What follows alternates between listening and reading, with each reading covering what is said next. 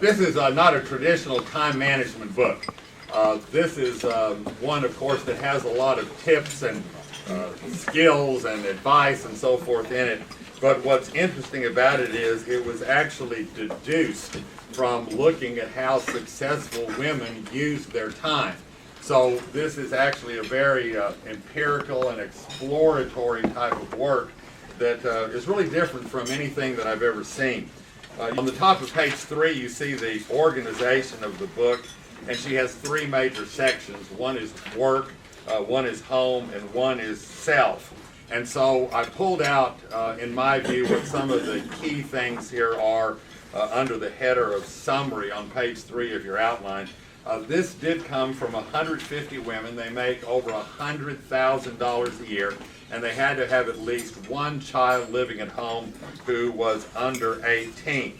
And so what they did was they kept logs, 1,001 days divided into half-hour chunks, and actually kept logs of how they spent their time and what they did with their time and so forth. And one of the things I think that's really fun about this book is it debunks a lot of myths and common sense that people talk about that simply is not true. Interestingly, as it says here, the problem is not a lack of free time, but a failure to recognize that you have free time. And so she talks about that in several different ways in the book. Major issue is, though, when women believe that their jobs force them to give up joys of family life, they also become less likely to consider challenging careers because of that feeling that they might have to cut into what they really want to do, which is, of course, take care of their family. All right, now I'm sure some of y'all are wondering, how did these women account for intimacy? You know, what did they put on their logs, and how did they do that? And if you think it's weird to schedule intimacy, so do I. But anyway, I'm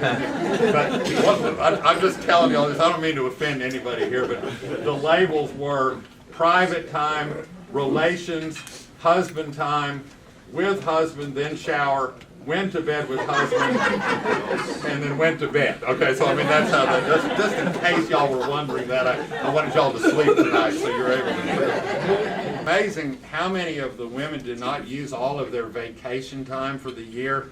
And she was really clear about it. She said, you know, if you're entitled to time off, take it. You don't win points in the game of life by working through vacation and personal days if you wind up burned out as a result.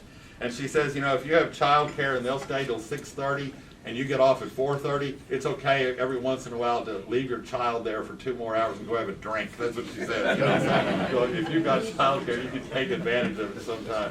You know, they'll live. They'll be fine. And then thinking through weekends, the idea being that, you know, planning leisure might be a contradiction. But again, if you never plan something, y'all, many times things don't happen. Very interesting book. Again, a lot of deduced from the logs, and she has a lot of really good advice. No question, of course, that she's in favor of women using their time in better ways. But a lot of the common sense myths that people have are really barriers to how women can use their time in a better way. So I hope you enjoyed that synopsis of I Know How She Does It. If you all will...